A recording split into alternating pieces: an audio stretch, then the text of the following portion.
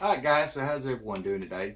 I just want to take a moment to make a little video here. I just posted one up about some of the quail. I guess they're not really chicks now, they're more of a juvenile. They're about 3 weeks old, and I got quite a few different color combinations. So I tried to get some shots of those and post it up in another video, so definitely check that out.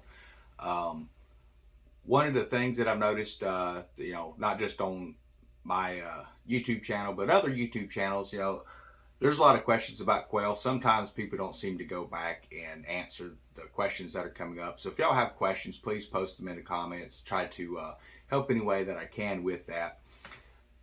One of the most common questions is, how hard is it to keep quail? Well, it's really not that hard. You're looking at, depending on how many birds you have. Currently, I have about 32 birds. I've got 6 males, the rest are females, so they're doing pretty good as far as laying eggs, things like that. I haven't really done any videos on collecting eggs because it's really, you just go out and you pick the eggs up. You can put them in a basket, put them in a little bowl, however you want to do it. Just be gentle with them because they are kind of fragile. You don't want to be breaking your eggs and things like that. I don't wash my eggs after I collect them. I don't even bother putting them in the refrigerator because honestly, they don't last long. Typically for me in the morning when I make my breakfast and things like that, I typically for every chicken egg I would eat, I use 4 quail eggs. So I'm eating about 8 quail eggs a day. Uh, that's just for breakfast. Then you get, depending on how many birds you have that's actually producing, laying, things like that. Make a lot of egg sandwiches and things that I enjoy. I haven't really got into pickling eggs yet. I'm looking at some ways to peel the quail eggs. So if that's something that you've got experience with, I would definitely like to hear a little more info on that. I'm not going to spend $120 on a machine to peel quail eggs. I'm just not. They have a lot of different stuff on Amazon and different websites that's going to make it easier to peel them and stuff. I don't mind doing the finger work, but when it takes 30 minutes to peel 5 eggs, I just don't have time for that. Don't really have the patience for it. And if you damage the eggs on the outside, you can't really can them because they're going to go bad. You're going to have a lot of reaction between the yolk and the vinegar that you use when you can them. Right now, as far as looking at cost, if you're looking to get into this, what I would recommend, I started hatching eggs. I just ordered some eggs online from a source on Amazon, and I had some pretty good hatch rates with ordering those eggs. And I've ordered several sets, waiting for my quail to get to where they were actually laying. What I noticed is there's a lot of different sellers out there. If you're going to order them online, you can order to have actually, you just Google it up. You can actually order quail eggs from different sites and stuff. But if you want to do the cheapest way, which is going to be Amazon, there's a seller on there, and you can see who it's sold by. And it's 2 L's at the beginning of the name, LaDonna M. I've had nothing but great success hatching eggs from that person. I'm actually looking at maybe getting some chicken eggs and maybe some guinea eggs. I haven't really decided yet. I've been touch base with them on email, so that's kind of one of them things. I'm just kind of looking at expanding my flock a little bit. But I ordered from some of the other sites as well because some of them look like really good deals. You get 30 eggs for $8. I was like, oh, okay, well that's pretty nice. If even if you got a really bad hatch rate, at least I would have had, say, 10 birds out of that would have been great.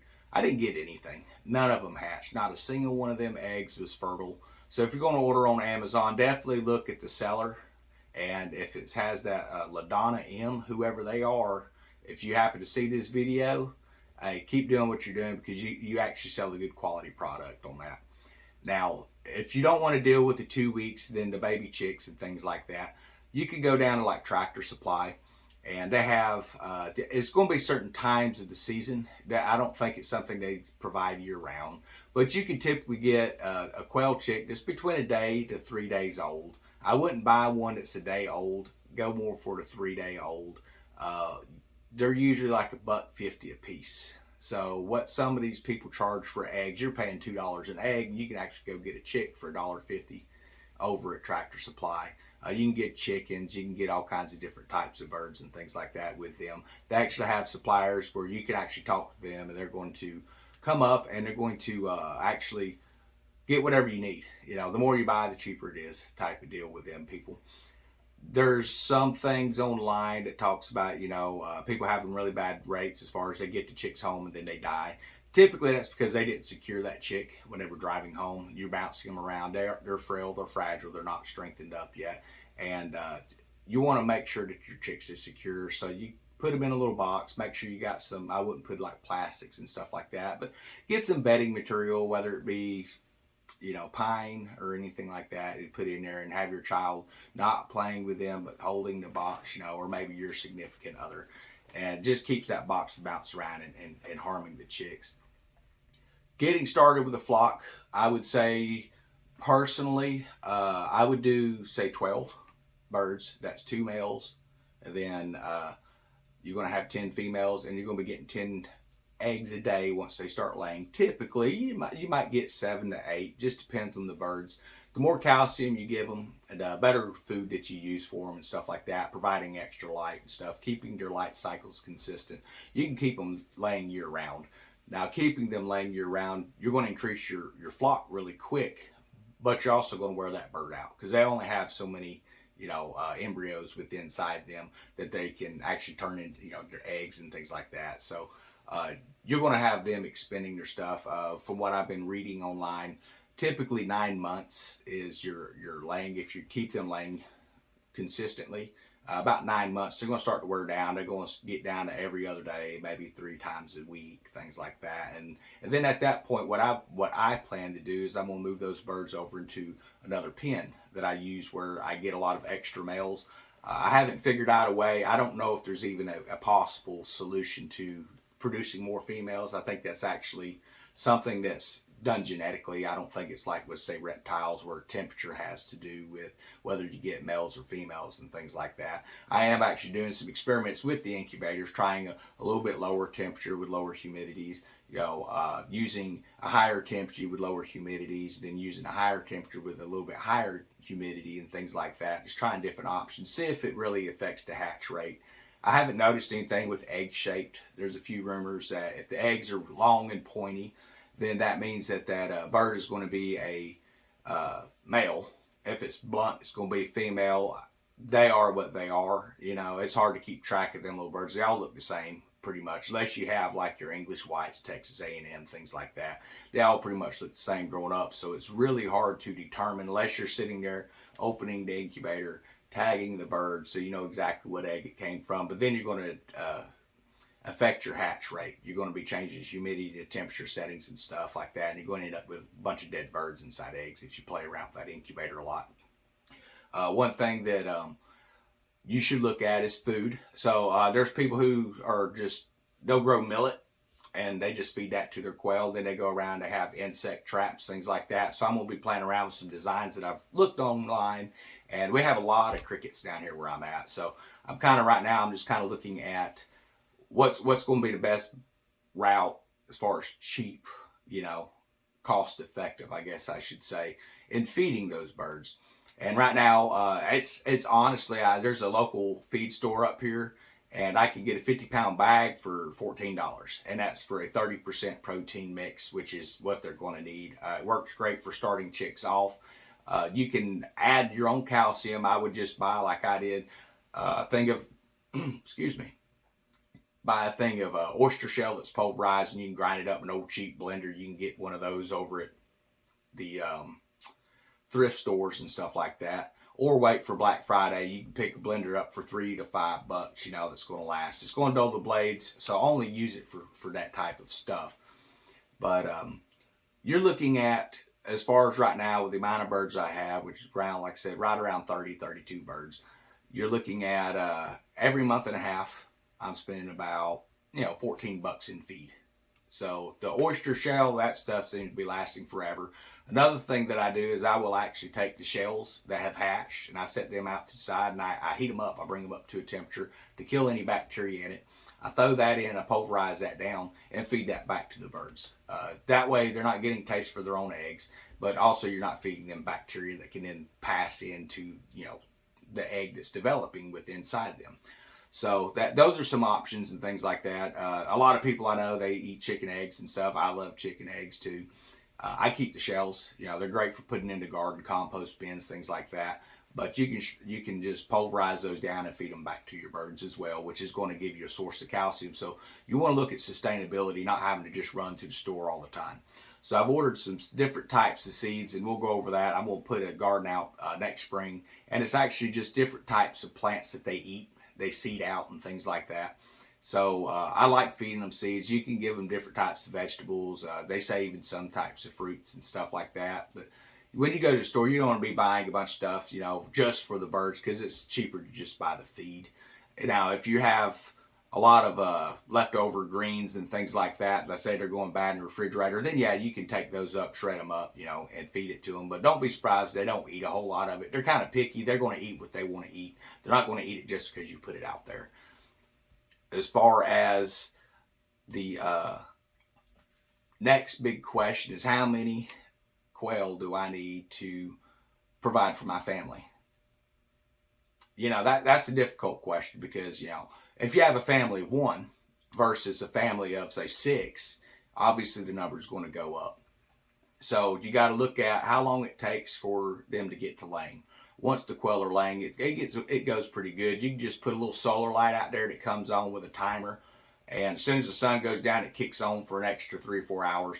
You just got to figure out what it is to give those birds a consistent. I do 14 hours of daylight, so now we're trimming down. We're getting about 11 hours now during the day. So I just set mine where I'm getting 15 hours is what I've got it set at, and they seem to be laying pretty good. If you move your birds from one pen to the next, they're going to stop laying for a week or two. Anytime you change anything in that pen, they're going to stop laying. They get stressed very easily. I won't say stressed to the point where that like it affects their health, but it does affect their laying. So that's something to keep in mind. Try to keep your layers in one area. When you introduce new birds into that pen, they're going to stop laying. So you need to look at having a couple of pens for your layers and things like that. So if one group has stopped laying because you're introducing more birds and removing some of your older hens, you want to have the other box continually laying. You need to figure out for every regular size, you know, or jumbo chicken egg that you're going to eat as a person, or each person in your family is going to eat, you need to figure 4 quail eggs. And that's for the jumbo quail. That's not for your little bitty tiny quail, things like that. For a jumbo quail, it takes about 4 eggs to make one. Now you're getting a lot more nutritions and things like that out of that quail egg compared to a larger chicken egg. So maybe you don't quite need the 4 if you're just counting calories and different things like that. Cholesterol wise, quail eggs are actually, from what I've been reading, they're actually better for you. They have good cholesterol. They don't have any bad cholesterol. And if you add that good cholesterol, it's actually going to lower your bad cholesterol, whereas a chicken egg has a lot of bad cholesterol in it. I don't want to turn this into a health thing, but there's just some benefits from it. Now, as far as figuring up how many eggs you're going to need, however many people you have in your family, you know, low balling, multiply it by, say, 6. I like to feel full, so I multiply it by 8. That's what I'm going to need for each person in the family. 8 eggs just for breakfast. Now, for dinner, I don't even count lunch, because, you know, if you get to a situation where you need to be sustainably living, you're not going to be eating the same stuff every single day, and you don't want to just eat all your stuff up. But you can eat 2 quail in the evening, you know, for dinner per person.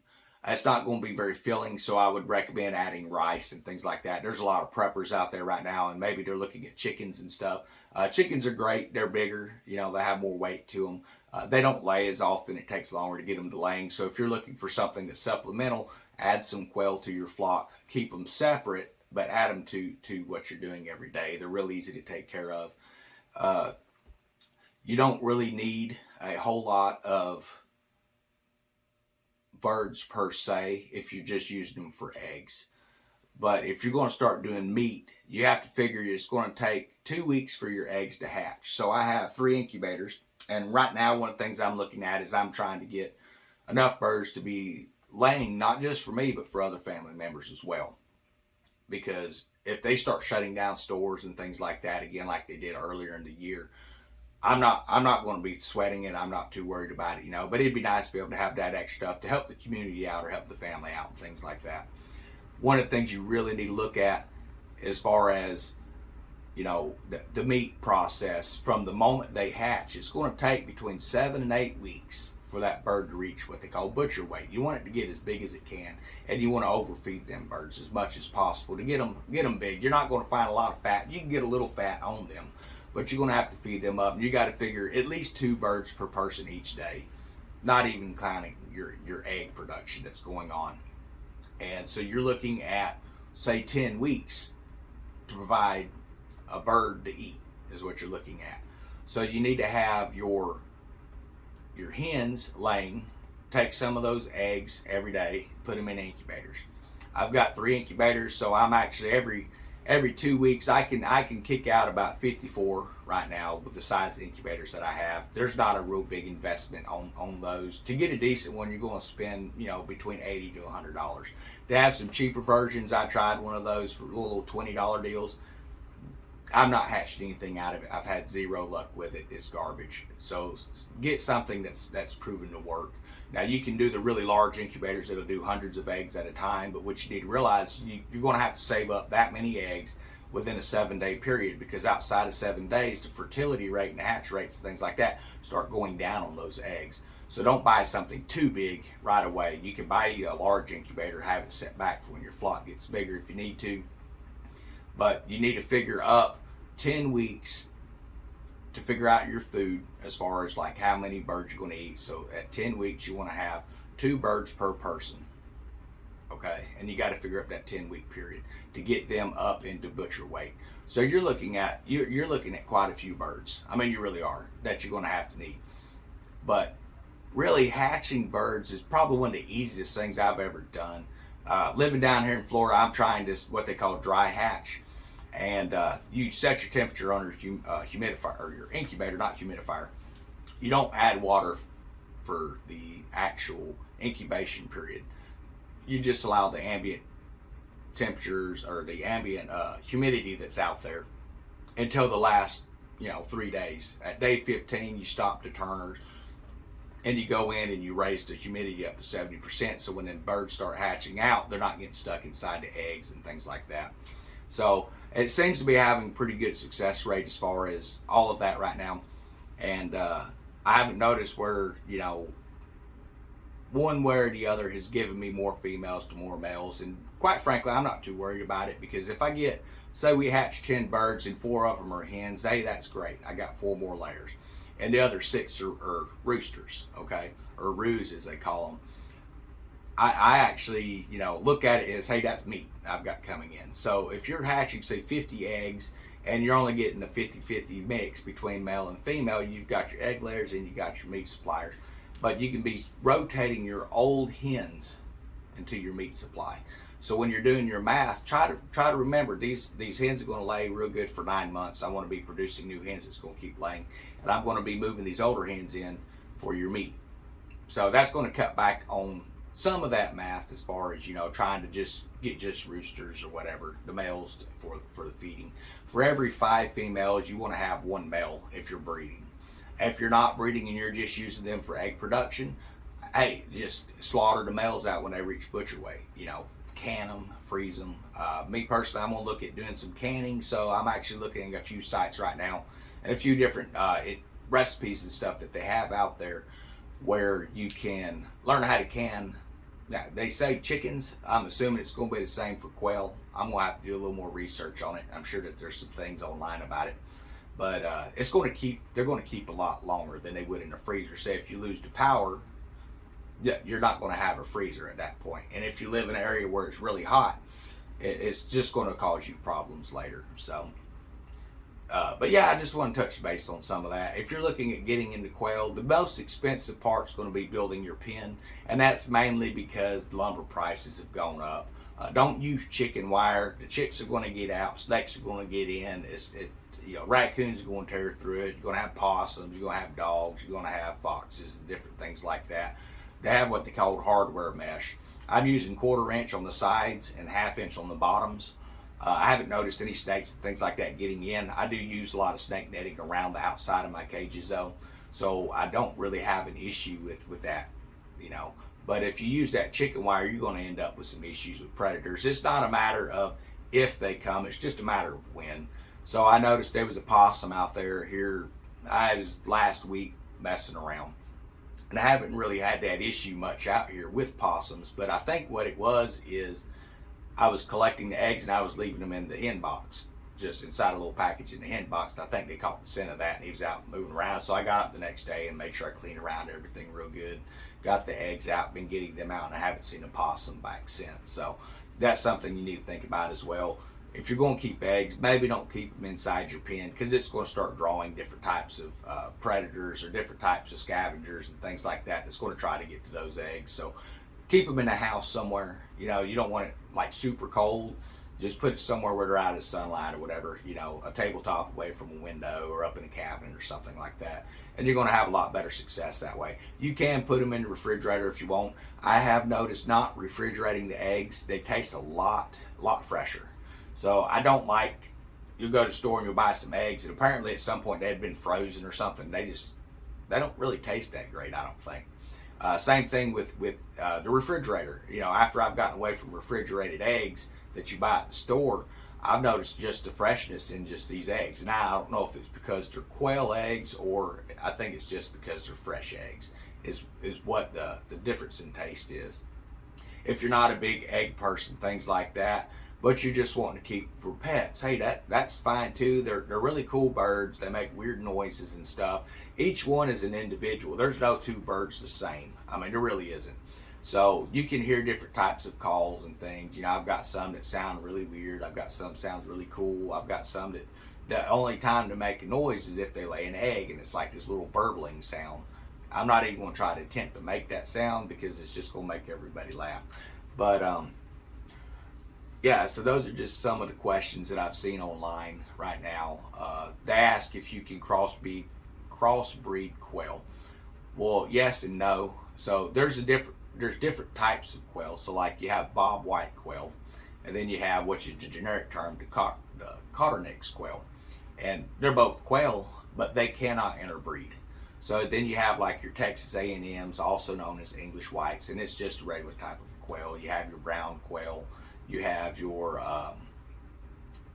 jumbo quail, things like that. Jumbo quail is not a different species. All it is people have taken the largest birds that they have and they breed them, and then they breed that offspring to the largest birds, and they just make a larger quail. That's all that there is to that. You know, within probably 2 or 3 generations of them, which is if you take these large hens and you breed to this large male, and then their offspring come out, then you breed it to another large male, and then by the 3rd generation you're going to have really big quail. But each generation will be a little bigger than the next. I've seen some people boasting that their quail weighed a pound. I don't see it, but maybe it did. Hey, that's great if you can do that. I've not reached that level of being able to do it. As far as my breeders and things like that, I don't really notice that big of a difference in the egg size or even the weight of the jumbo quails. I've got 3 out there that, you know, had bought a special pack that had some in there, and they're larger. Each one of them are males. The problem I have with putting them with my breeders, unless you get, say, a jumbo female, then it's probably not a big deal. But the regular size quail, when these big birds get them, they're basically just about scalping these birds. They're not just pulling feathers out. I mean, I've seen like skin flaps pulled back. Then you got to remove your bird from the housing, doctor her up, and wait for her to start to heal, then reintroduce her back to the flock. So I've actually pulled those large males out just separate of themselves, and they breed with the regular size quail at this point. If I get some large females, then I'll move them in with those males later. But that's one thing you got to really watch is they're going to fight with the other birds. They're going to fight with any other males that's in the area. They're probably going to kill them because they're quite a bit bigger, and they're going to injure your females. So definitely keep that in consideration when you're breeding these birds and things like that. But I hope everyone's been enjoying some of the new content. So last night we actually had a live stream. I've practiced around with it a couple times a few weeks ago just to get things set up. I noticed my camera's not that great with my laptop. There's a way I think to hook my phone. It's got a really good camera on it. I try to keep the most up-to-date phones I can. But I'm going to try to figure out a way to do a live stream with a phone using the computer, mainly because you got to have, I think it's like 1,000 subscribers and 4,000 watch hours or something like that. It's something to that effect. So, you know, if you're watching this video and you want to help me out, don't send me money. just subscribe. You know, that's going to help where I can do live streams. So one of the things I do a lot of fishing, a lot of stuff like that.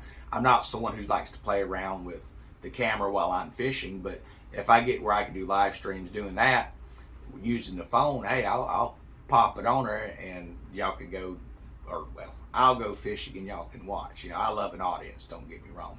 So, but it would definitely help me out a lot as far as that. But if you have questions or certain things you would like to see, you know, definitely ask. You know, if you're into RV, things like that, and you've got an RV and you're having a problem with it mechanically, hey, shoot me a line on here, send me a comment. I'll get you some information where we can confab. And one of the things I do a lot of is I like to get on different types of forums and stuff and help people out with that type of stuff. You know, how to repair your RV. It's going to save you money. Now, if you're having some issues and stuff like that with you know, your RVs and stuff, definitely let me know. I'm not going to go out and start tearing into, you know, different aspects of my RV just to make a video. Now, if there's an issue that comes up, yeah, I'll get the camera out, maybe make a quick video explain what we're doing. So that'll be something in the future we're going to look at. I'm just trying to really kind of encompass as much stuff as I can of what I do in a daily life. This is more of a blog for me. You know, if it's something that you're interested in, seeing, you know, aspects of my life, hey, that's great, you know. If you don't really like it, hey, I understand. You know, I'm not everybody's cup of tea. That's just the way it is. But definitely for everyone who tuned in last night, I want to thank y'all. There's one of my subscribers on here, Lisa K. I want to do a shout out to you. You've been doing good with the beast, what it sounds like. I'm glad that, you know, if you've seen something on this channel that's helped you out, hey, I'm really glad about that. You know, that's why I do this stuff, is to help people. It's not because I'm trying to become a professional YouTuber to, you know, quit my job. I don't have to work. I'm retired. That's just the way things are. I don't ever intend to monetize this channel. The reason for that is I hate commercials when I'm watching a video. I am not going to monetize because I as much as I hate it, I'm sure y'all don't like it either. You're trying to watch a video, get some information, every 5 seconds there's a commercial popping up. You got to hit the skip button or it's going to make you watch it. You could skip in 5 seconds, but they've got 3-4 second commercials lined up. So this channel's not ever going to be monetized. My brother's talked to me about some different things. Apparently there's ways where you can post links to different stuff that I get, and it's going to help people out and stuff, and then you get percentages off of that back based off of sales and stuff. So I might look into that, you know, but that doesn't cost y'all anything more. It just kicks some money back my way, which would be kind of cool, you know, as do these videos and stuff. I'm kind of looking at getting some new equipment and stuff. I need to upgrade my laptop. This thing is probably about 8 years old. It's time to go ahead and get a new one and pass this one on to somebody, I guess, at this point. But we're going to just take this in stride. My plan is not to have to work with laptops because I don't get on a laptop much. The only reason I did the other day is to do live stream. I use it for businesses and stuff like that. I've done a lot of work over the past few years where different employers that I've had in the past, you know, I still keep in touch with a lot of them. So in doing the industrial maintenance that I've done, they still run into issues, and it's great to have them call, you know, and say, hey, here's what's going on, and I can get on live stream, see what's going on, hear what's going on, stuff like that. So that's basically what this computer's been used for, that, programming PLCs and stuff. So that's really all I ever really used computers for. So if you like the content, you got some questions, anything like that, go ahead and hit that subscribe button. Post your questions up. I'm going to start trying to do more live streams. And until I had to figure this camera thing out, the video last night was kind of choppy, I think, you know, personally, but hopefully it was informative to people, you know, they're looking into getting RV world and things like that. You know, it's a really great lifestyle, but it's not for everybody. There's a lot of people out there and they're really pushing this lifestyle like it's just amazing and rainbows and roses and everything's just great all the time. And that's not the truth of it. There's a lot of work that comes into full-time RV. There's a lot of money that comes into it as well. People who full-time travel and people who, there's different types of people. You have those who full-time travel, which is they get in their RV and they drive around, and they drive around. They're never at a location very long, maybe a few weeks, move from location to location. And you're going to wear your vehicle out if you don't keep it maintained. Then you have your full-time RVers who will come up and they say, well, I want to go from, say, Florida to California. So what they do is they will go from Florida and they'll go a couple states and they'll stop and they'll spend a season out there. And when the season's over there, they'll continue on just a little bit further. And there's people who'll do that and they'll make a year travel out of it. And then they'll wait for the winter time to pass, spring come back, and they'll start coming back the other way. And that's more of how I like to do things. I did just travel there for a while. And while it's fun, it will wear you out. I mean, you're going to have bags under your eyes. You're going to look tired all the time. And it's nice to see all the different stuff, but typically when you get there, if you're not planning on staying but a few weeks, you're looking at your first week, you're going to be resting up. Then it takes you a little bit to get a feel for the area, to go out and see all the sites. Because what happened with me is I'd go out and see some things. Like I was up in Vernal, Utah, and that was when I kind of changed my pace of how I did my RV travel. I was up in Vernal. They had a natural history museum, I believe it was. A lot of cool stuff, dinosaurs, things like that. Then they had the petroglyphs, and I loved the ancient petroglyphs and things like that. They're conveying something on those. It wasn't some doodles on a stone. There's some sort of information. Now, whether we've actually guessed what it means or not, I have my own opinions and my own theories on that. So that may be something we can discuss later on in some other videos. I'm kind of coming up with some ideas. This channel is going to be a very broad spectrum. I'm trying to get some different types of folders set up, or I'm not sure if that's what it's called, but it's different types of lists where you can watch, like, things that are just for bees, things that are just for quail, whatever your interest is, but you'll be able to access all those videos. So it's going to take me a little bit of time to get all that kind of squared away.